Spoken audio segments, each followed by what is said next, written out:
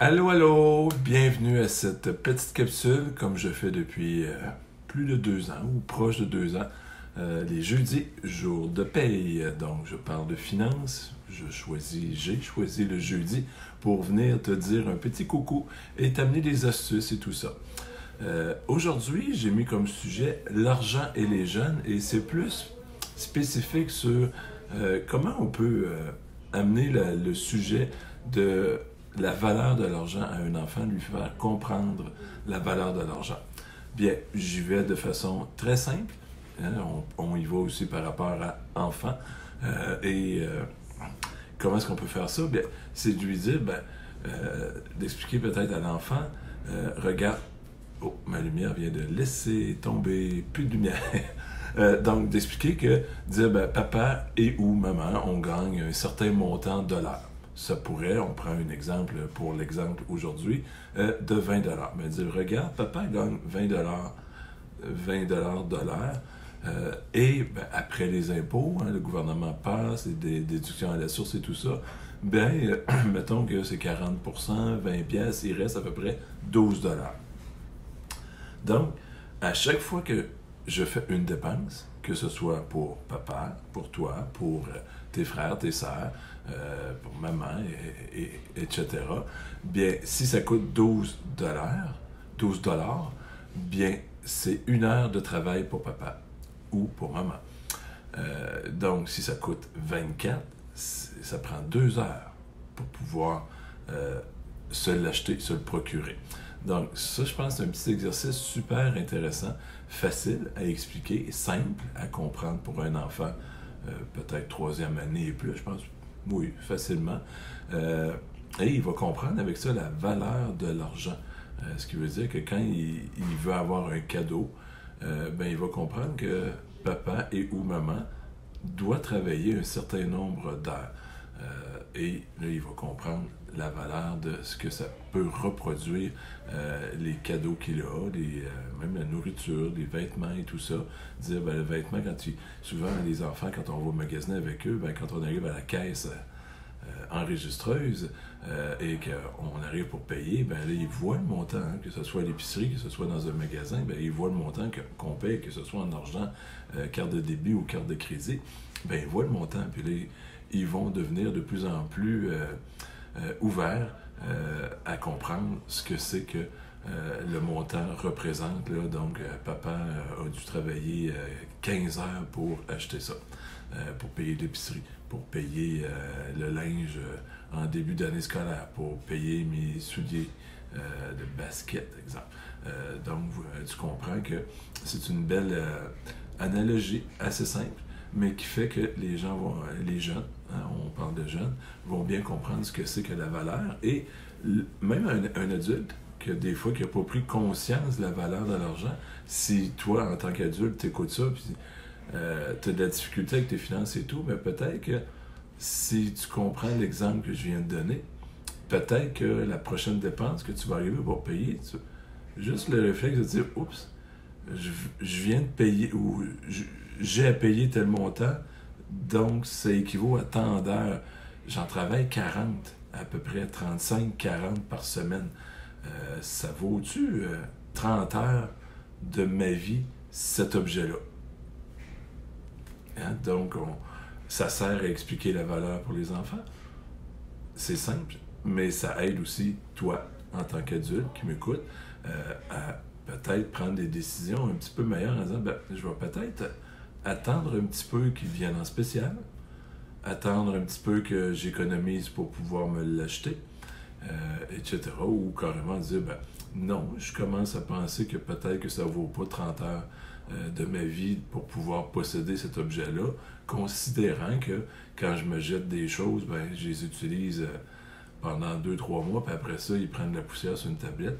Bien, il y a une conscientisation qui peut se faire justement avec le côté de la valeur.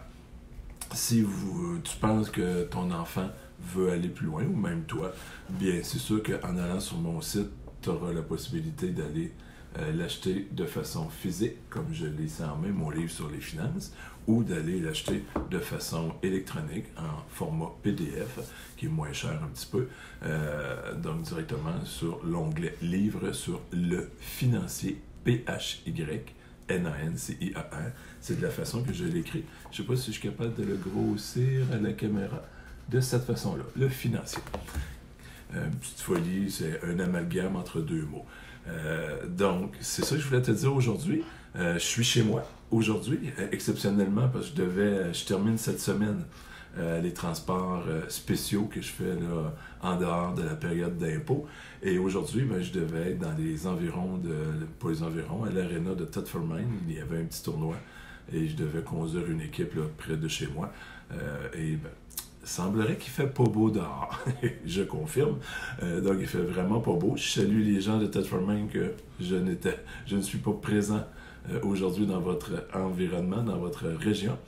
Mais c'est ça, je termine là, comme demain, j'ai un petit transport et après ça, je me consacre exclusivement les 2 prochains mois pour la période des impôts, qui est une belle période pour moi, que j'aime beaucoup. Donc, si tu veux un petit peu d'informations, il y a un onglet, là, les services et impôts est inclus. Je commence à mettre des questions qui me sont posées, puis que des fois, ils sont un petit peu litigieuses ou... genre les dates de jusqu'à quand je peux faire les impôts et tout ça, mais j'ai comme une fac, là, une foire aux questions dans le bas de ma section impôts, où est-ce que quelques réponses, et au fur et à mesure, je vais en rajouter. Mais si toi, tu as d'autres questions directement sur ce sujet-là, ou sur d'autres sujets qui touchent les finances, fais un petit tour sur mon site lefinancier.com et tu as des endroits pour pouvoir me contacter directement. Tu as même un endroit où est-ce que tu peux télécharger de façon tout à fait gratuite mon e-book « Doubler ses revenus » et plus loin encore. C'est un e-book de 18 pages qui te donne les 5 petits trucs et astuces pour augmenter tes revenus et les 4 sources de revenus. Je vais faire quelque chose bientôt, peut-être après la période des impôts. Ça me tricote depuis quelque temps dans l'esprit. Donc, j'ai quelque chose qui s'en vient là, par rapport à ça et autre chose, un amalgame de différents sujets là, pour t'aider à mieux comprendre les choses. Et peut-être, l'idée de tout ça, c'est pas que de prendre que de l'information, c'est de prendre... Moi, j'aime beaucoup synthétiser l'information, donc autant ce qui est dans mon livre que ce qui est dans mon site. C'est beaucoup de choses que j'ai lues dans les 25... Je peux commencer à dire tout près de 30 années. Donc, c'est un condensé, un résumé de tout ça. Et que j'aime bien le simplifier. Mais je veux de plus en plus t'aider à passer à l'action. Donc, si c'est déjà passé à l'action en te le procurant, c'est une chose. Mais pour moi, c'est vraiment pas suffisant. C'est pas on n'est pas riche à écrire des livres. Là, ici au Québec, je pense que c'est en bas de 5% les gens qui peuvent vivre de leur écriture. Donc, tu imagines qu'on est... c'est pas là-dessus qu'on devient riche. Moi, la richesse, je la vois plus si ça te permet de passer à l'action et d'améliorer tes finances. Bien, pour moi, ça, c'est vraiment ma paye. Donc, si tu as aimé ce que tu viens d'entendre, si tu en as trouvé de la valeur pour toi, ou tu penses que ça pourrait devenir de bonne valeur, être intéressant pour quelqu'un que tu connais, je t'invite à le partager et ça me fera plaisir d'aider d'autres personnes qui vont avoir besoin de réponses à leurs questions.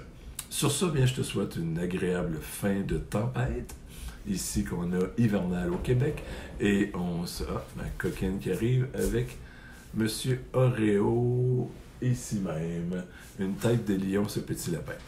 Donc, une belle journée à toi et on se revoit la semaine prochaine. Bye bye!